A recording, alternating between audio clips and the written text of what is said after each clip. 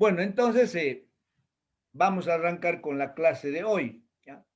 La práctica que vamos a hacer hoy día consiste en la determinación del coeficiente de rozamiento estático y dinámico. Para esto yo les he enviado la guía, anoche les he enviado la guía, ya con los datos que yo he medido el día de ayer. O sea, el día de ayer yo ya he tomado los datos para enviarles en la guía para que con esos datos ustedes hagan los cálculos de los dos coeficientes. Entonces ahora vamos a hacer una explicación muy breve de la guía, de la parte teórica, de la parte relacionada a la explicación de la práctica, y al final, digamos, les voy a mostrar, he traído yo aquí un plano inclinado que no es nada más que una madera con un soporte para que puedan ver cómo se hace la práctica. Si bien lo ideal sería que ustedes hagan la práctica, pero bueno, no lo pueden hacer, pero tampoco es tan virtual, porque ustedes viendo también se aprende, ¿no ven? Entonces, los objetivos de esta guía son la determinación del coeficiente de rozamiento estático de un sistema madera-madera, la determinación del coeficiente de rozamiento dinámico también de un sistema madera-madera, y la determinación de los errores en la determinación de los dos coeficientes, ¿ya? En cuanto al fundamento teórico, vamos a repasar algo porque nosotros todo esto ya lo hemos visto en la teoría, ¿ya? Entonces, el coeficiente de rozamiento es una constante adimensional, significa que no tiene unidades, ¿ya? Que expresa la oposición o la resistencia que ofrecen las superficies de los cuerpos cuando están en contacto para deslizarse la una respecto a la otra. Para el coeficiente de rozamiento, ya sea el estático o el dinámico, hemos utilizado la letra griega ñu, ¿no? Que se pronuncia mu, ¿no ven? Ahora, este coeficiente de rozamiento es único para cada material. Generalmente los coeficientes de rozamiento se determinan en el laboratorio. Ahora, por más pulidas que sean las superficies, siempre va a existir las fuerzas de rozamiento, ¿ya? Si nosotros colocamos, por decir, una superficie de acero bien pulida sobre otra superficie y queremos deslizarlo, sí o sí tenemos que efectuar una fuerza para que nosotros podamos vencer esa fuerza de rozamiento, ¿ya? También ustedes saben que si nosotros tratamos de desplazar un cuerpo hacia la izquierda, la fuerza de rozamiento actúa hacia la derecha, siempre actúa en sentido contrario. Y por lo tanto, nosotros tenemos que tomar en cuenta aquí, cuando una superficie de un cuerpo desliza sobre la otra, tenemos que tomar en cuenta el movimiento relativo, ¿ya? Es decir, si un cuerpo para nosotros se mueve hacia la derecha, el otro se mueve hacia la izquierda. Pero si nosotros estamos considerando el cuerpo por sí que se mueve a la derecha, entonces la fuerza de rozamiento va a actuar hacia la izquierda, ¿ya? Entonces les decía, por más pulidas que sean las superficies, nunca van a ser perfectas o nunca van a ser lisas. Para nosotros una superficie lisa es aquella que no presenta rozamiento, es decir, es una superficie ideal, ¿ya? Si nosotros observamos a nivel atómico o podemos observar nosotros con un microscopio, vamos a ver que a pesar, digamos, de ser pulidas las superficies, hay unos puntos o unas puntas que se adhieren, ¿ya? Entre las dos superficies. Esta adherencia entre las dos superficies se debe a las fuerzas intermoleculares que hay entre las moléculas de contacto, ¿ya? Muy bien. Ahora, el coeficiente de rozamiento depende de muchas variables, como por ejemplo la naturaleza de los materiales, el acabado de las superficies, la velocidad relativa, la temperatura, la humedad, los elementos intermedios y el grado de contaminación. Aquí en la guía hay una tablita que ustedes lo van a observar donde tenemos algunos valores del coeficiente para diferentes materiales de contacto, ¿ya? Luego, el coeficiente de rozamiento estático, ¿ya? Se lo mide cuando ambas superficies están en reposo, es decir, todavía no hay movimiento. Si nosotros, digamos, empujamos una caja muy grande que está en reposo, ¿ya? Si la caja es grande y pesada, seguramente no lo vamos a poder hacer mover.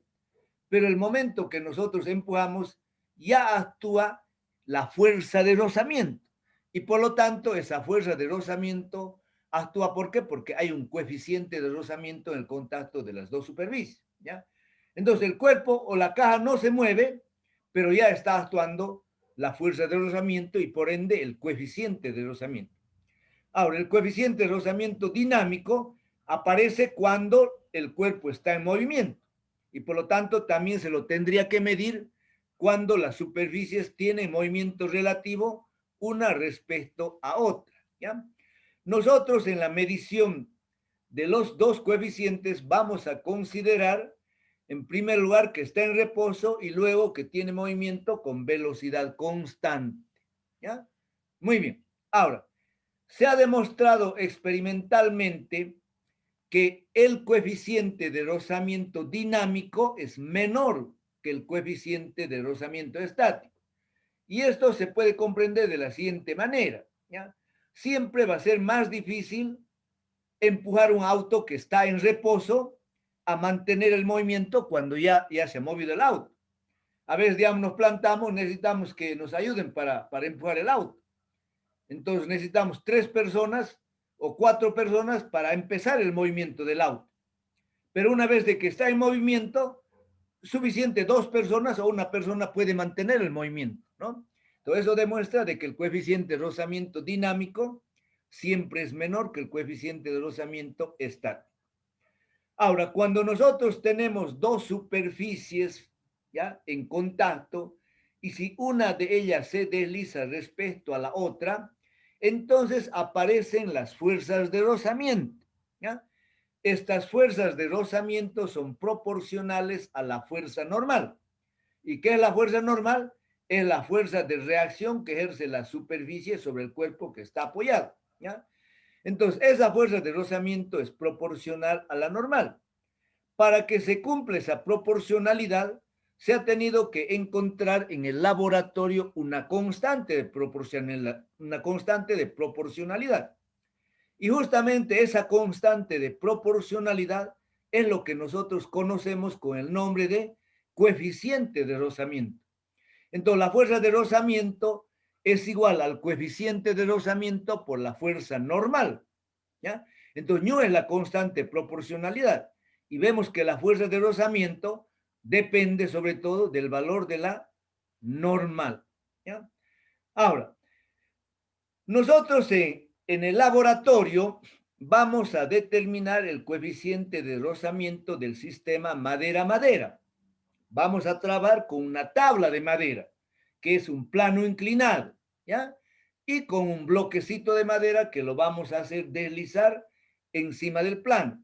Pero nosotros vamos a considerar que cuando el bloque desliza sobre el plano, lo hace con velocidad constante, ¿ya?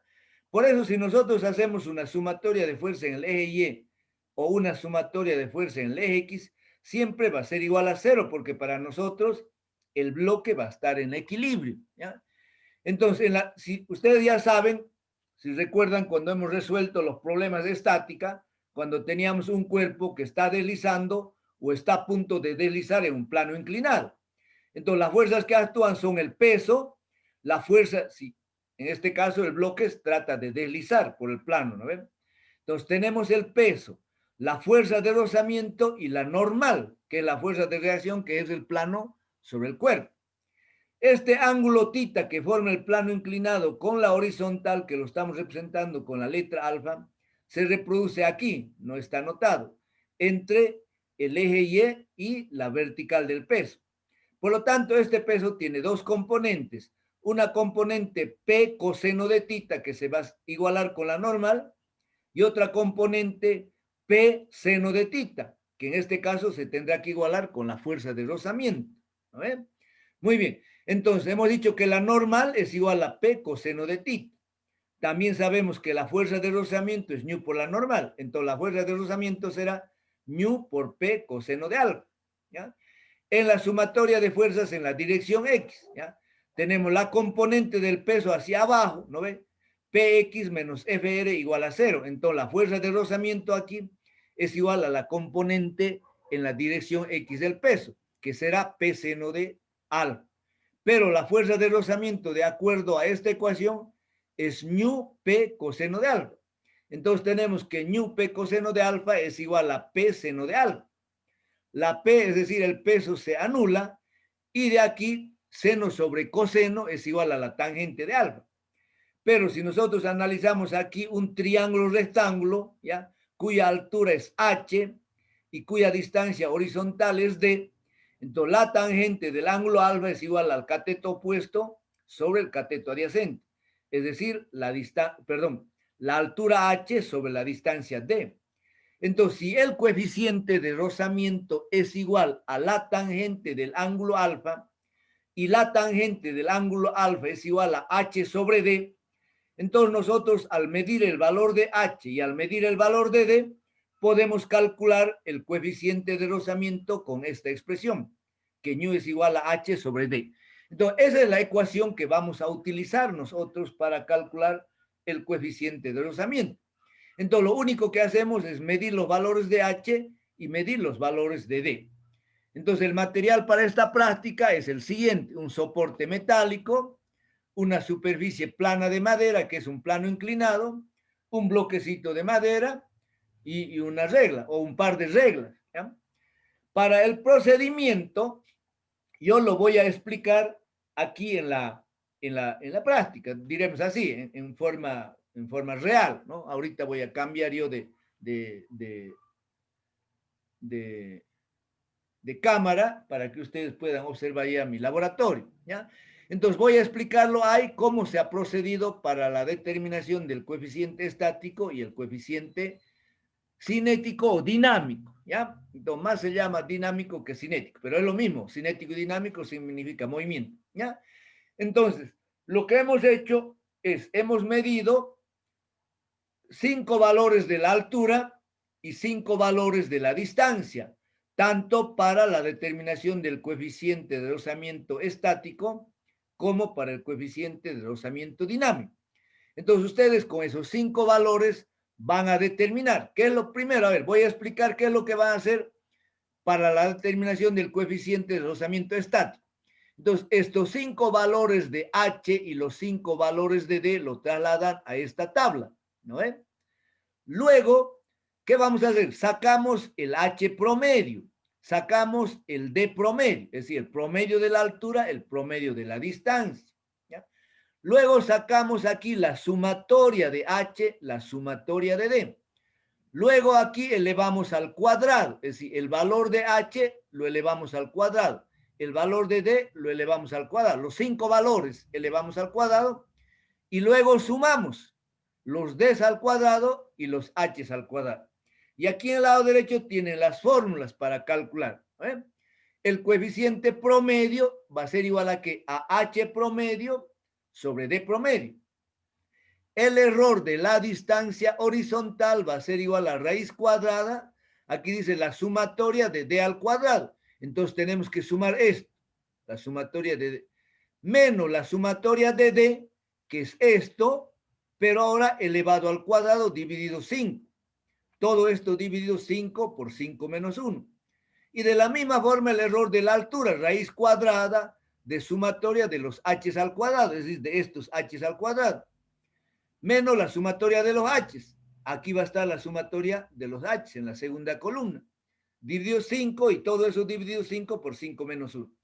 Entonces, una vez de que tengo yo el error de la distancia y el error de la altura, me voy a calcular el error del coeficiente, que será igual al valor promedio, paréntesis, el error de la altura. Fíjense, aquí yo les he anotado el error de la altura y el error del diámetro, perdón, el error de la altura y el error de la distancia es 0,1 centímetros. ¿Por qué? Porque lo hemos medido con una regla. El error sistemático de la regla es 1 milímetro o 0,1 centímetros, ¿ya? Entonces reemplazan esos valores aquí y obtenemos el error del coeficiente estático. Expresamos el resultado. El valor verdadero será igual al valor promedio más menos este error. Calculan el error relativo, el error porcentual, y de la misma forma vamos a proceder para el coeficiente de rozamiento dinámico, ¿ya? Luego aquí abajo yo tengo que expresar mis resultados en mi informe, ¿no ven? cuánto me ha salido el coeficiente de rozamiento estático, cuánto el dinámico, cuánto es su error relativo, su error porcentual, etcétera, etcétera. ¿Ya? Algo también de su parte lo tienen que poner ustedes. Ya saben que la presentación del informe es personal y depende de cada uno de ustedes cómo lo hagan, ¿no? Finalmente tenemos el cuestionario, entonces hay que responder las 15 preguntas si se puede, o si no, bueno, todas las que estén a nuestro alcance, ¿no? Para elaborar el informe y debe ser presentado el próximo jueves. Entonces ahora les decía de una manera muy breve, voy a explicarles cómo hemos procedido a llevar la práctica, ¿ya? Entonces se ve mi plano inclinado, ¿no ve? ¿Se ve? Sí se ve. Muy bien. Entonces, para la determinación del coeficiente de rozamiento estático, nosotros, bueno, en primer lugar, aquí tengo una tabla, ¿ya? Una tabla, aquí lo hemos hecho un orificio en el lado izquierdo y está sujeto con una nuez a este soporte universal. Entonces, yo puedo aflojar y puedo bajar o puedo subir yo el plano inclinado. Entonces, para la determinación del coeficiente de rozamiento estático, entonces yo me trazo aquí una raya. ¿Para qué? Para que todas las veces suelte de ahí no sé si se ve mi raya, bueno, para que a partir de ahí yo suelte o coloque mi cuerpo, es decir, que no lo coloque ni más allá, ni más aquí, ni más arriba, aunque es lo mismo, ¿ya? Pero yo lo coloco siempre ahí, me hago una raya, ¿ya? Entonces colocamos así horizontalmente la madera y encima colocamos el bloquecito. Entonces ahora yo empiezo a subir, ¿ya? Empezamos a subir hasta que empiece a deslizar el bloque. Entonces, empieza a subir, ahí está deslizando. Entonces, ajustamos nosotros, ¿ya? Ajustamos con mucho cuidado. Yo he tenido que hacer muchos, si quiero, unos 10 valores para escoger los 5 mejores, ¿ya? Entonces, luego aquí, se veía, yo me he trazado una raya, ¿eh? Se ve esta raya. Parece que estoy con mucha luz yo porque estoy con la ventana abierta, pero se ve esta raya.